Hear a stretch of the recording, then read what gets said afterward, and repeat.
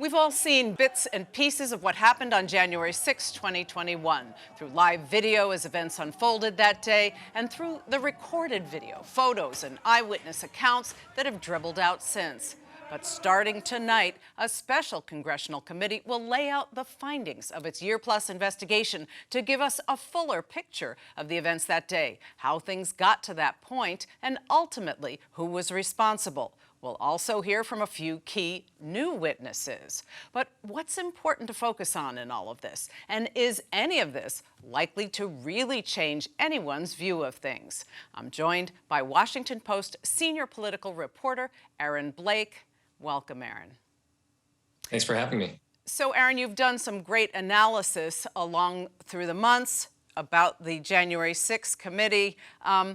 But you make the point that it's clear Americans have short memories, they have short attention spans, they may just be overwhelmed by a tidal wave of news that they get every day. Explain what you see the hurdle as here with this presentation.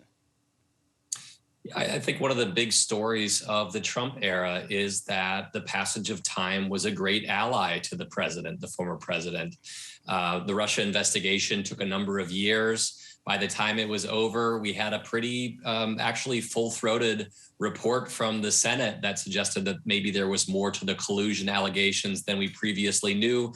But people were kind of tired of the story by then, and it didn't really land with much emphasis. I think that given that there have been 17 months now since January 6th, there is a question about how much people are really interested in paying attention to this. Are they going to watch these primetime hearings necessarily and take the information? Are their minds already made up about this, or can they actually figure things out anew once this information comes before them?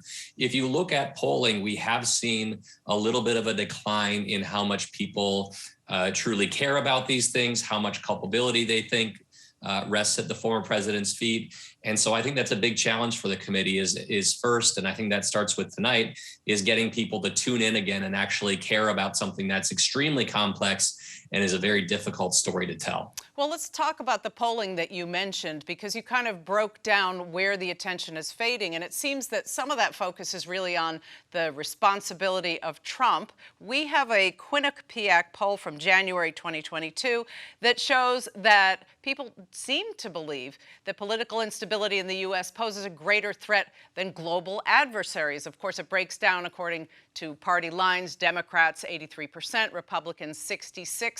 But that doesn't seem to square with this waning attention when it comes to Trump. How do you square that? Yeah, it's really interesting. One of the polls that I pointed to when I was writing about this is, generally speaking, around half of Americans will tell any given pollster that former President Trump committed a crime when it came to January 6th, whether it was on that day or in his efforts to overturn the election. But if you look at the most recent polling, the percentage of people who are really interested in accountability, who strongly believe there should be accountability moving forward, is actually lower than that. So I think to some degree, this is people being partisans, and they think that Trump did something wrong, and they're convinced that he did do something wrong. But on the other hand, they may not necessarily be tuning into this. They may not be listening for new information. And so I think that the committee is going to have a difficult time necessarily getting a huge audience for this. But at the same time, they have promised that they will have significant new evidence. One of their members said, "We're going to blow the roof off of the House." Right. And so they seem to be pretty confident that this is going to be a big deal. Yeah, there's a lot of talk of bombshells and drama. There's a lot been made of the entertainment value, the fact that a television executive has been brought in to produce this. We seem to be in this moment, or maybe we always were, where we need some entertainment along with that spoon of facts. Is that what it takes now? Well, it's a really good point. And one of the interesting parts about this hearing, the hearings that are beginning tonight, is that they're going to be basically run by the Democrats on the committee and a couple of sympathetic Republicans who were appointed by the Democrats. It's unlike previous hearings in which we have the majority party and then the opposition that might be cross-examining witnesses and things like that. That's due to a whole host of factors that built into this, but it also gives the Democrats the ability to tell this story how they want to, and how they formulate that and how they tell it is going to be a very significant factor in how all this is received. It does seem, though, that the composition of the committee, even though some say it shows to the role that responsible Republicans can play, it's still easy for some to point to that committee and dismiss the entire hearing out of hand on that basis. Yeah, this was the gamble that Republicans made very early on. If you look at their comments after January 6th, there was momentum behind a bipartisan 9/11 style commission. House Minority Leader Kevin McCarthy tasked one of his allies with negotiating that. And then he did negotiate it, and then they defeated it anyways. I think Republicans made a very clear calculation early on that they didn't necessarily want to relive all of these things. And so they fought against these commissions, these committees in any number of ways. And so that's going to create a hurdle for some people when it comes to taking this as Democrats basically making a presentation and not having any pushback.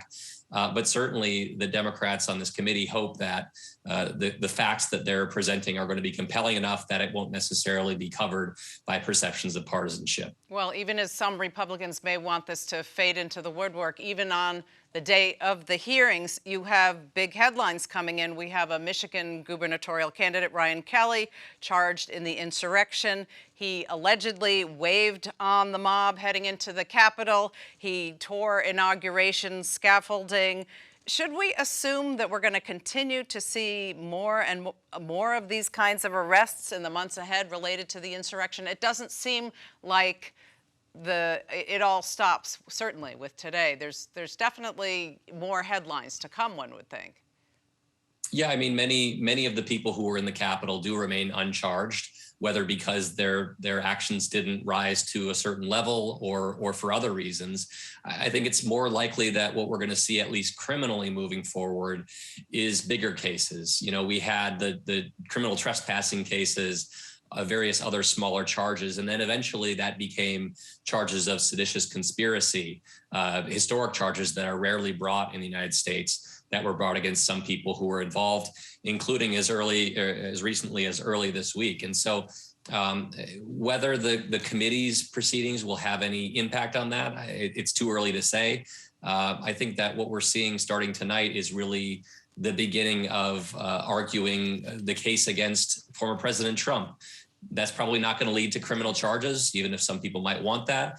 But certainly, you know, bringing this information into the public domain and having people reach a conclusion, the court of public opinion is very important here as well. It certainly seems like it's very important to lay out the facts, because so much of this has been swept into the drama and maybe the craziness of Donald Trump. A lot is written. He was King Lear ranting and raving in the castle about his waning power, and then, you know, Ivanka and Jared, the couple that were the glam couple, and the plotting and the conspiracies in the hotels, and the mob even was seen as part of the drama. But there's a lot of facts behind this drama, and one of them is really what the focus that is turning on Donald Trump. You wrote something very important about a judge's decision really back in March, deciding that Donald Trump probably broke the law. Now, that seems to get sort of swept away in kind of the whole swirl of drama of that particular day, the facts behind what was going on. Can you explain that particular piece of this and the significance, help people remember of the significance of that ruling, that Trump's lawyer, John Eastman's documents and emails have to be turned over because they pertain to probable crime and aren't privileged? Can you help people remember the significance of that? Yeah, you're right. This is it's not that this judge is going to suddenly be charging the former president with a crime. He had to make that decision when it came to whether these documents should be turned over, because while a lawyer's conversations and communications with their client are generally privileged, that's not the case when there is a crime involved. You can't just hire a lawyer and then plot a crime with that lawyer. And that's basically what Democrats suggest may have happened here. And so that judge's ruling was significant because it pointed to exactly what the committee has been pointing to, which is this idea that this was a large-scale plot to interfere with Congress's actions on January 6th. This is the federal law that Liz Cheney has been talking about. And so to the extent that a federal judge thought that that was compelling enough to say that the former president committed a crime, that is significant, and it does help the committee make its case. Now, whether that'll ultimately be compelling to the Justice Department is another matter entirely. And we just don't really have a window into how the Justice Department is viewing these things right now. But there's another element that you wrote about that is part of that sort of detailing, documenting intent and evidence of crimes. And you wrote about the fake electors. What should people remember about that? Yeah, this is really something that's been on the periphery of all of the talk about January 6th in recent months. Basically, on December 14th, a bunch of Republicans in 7 states across the country met and submitted a legal document that claimed that they were the duly elected electors for those states, even though those states had voted for President Biden. There is some thought that what they might have done might have been illegal. Certainly, they claimed to be duly elected electors when they were not. The argument from them is that this was a contingency, that they needed to have these alternate electors in place in case the results were overturned by the courts. But what we see in the committee's work and in other disclosures is that those electors were very much part of an effort on January 6th to try and overturn the election. And so to the extent those were part of this broader plot, it would build out this kind of conspiracy that the Democrats on the committee have been talking about and that Liz Cheney has been talking about. And so I think starting next week, we should be really paying attention to those fake electors because they could be a significant portion of the case that the committee is laying out for people. Another element that is getting a lot of focus is the fact that Fox News is not broadcasting the hearings. Not surprising. Your colleague Philip Bump wrote something very interesting about a study that was done back in April by 2 political scientists that looked at, they took Fox viewers, they fed them a diet for a month of CNN, I believe it was, and then gauged their opinions after that, and their perspectives shifted. They didn't buy in to all of the Fox political reshaping of facts. So do you think that it's going to be significant? It's certainly not surprising. Yeah, I don't think it's terribly surprising. I do think people who have been watching Fox News steadily probably would be difficult to convince, but certainly having this information out there and those are the people that need to be convinced. I mean, the rest of cable news watchers are probably much more convinced that the former president did something wrong with regard to January 6th. Fox News says that it is going to be covering the hearings in some fashion. That generally means in prime time that its conservative opinion host will be talking about it. And if we look at exactly how those hosts have covered these things in the past, have covered January 6th in the past, very shortly afterwards, on that day, in fact, there were a number of them that were complaining about the president's lack of action, that he wasn't calling off his supporters sooner. And then that night, we saw a very different emphasis point from them. And so I think that really suggests what kind of perspective the viewers are going to be getting. And if they're not going to be watching the hearings themselves, verbatim, they're going to be getting more of a skewed picture of things. Well, if part of the committee's work is focusing on disinformation and one looks at the role that Fox plays in even eliminating the presentation of facts, it would certainly seem to anyone that they should be part of the focus of disinformation, but that may just be too hot to handle right now.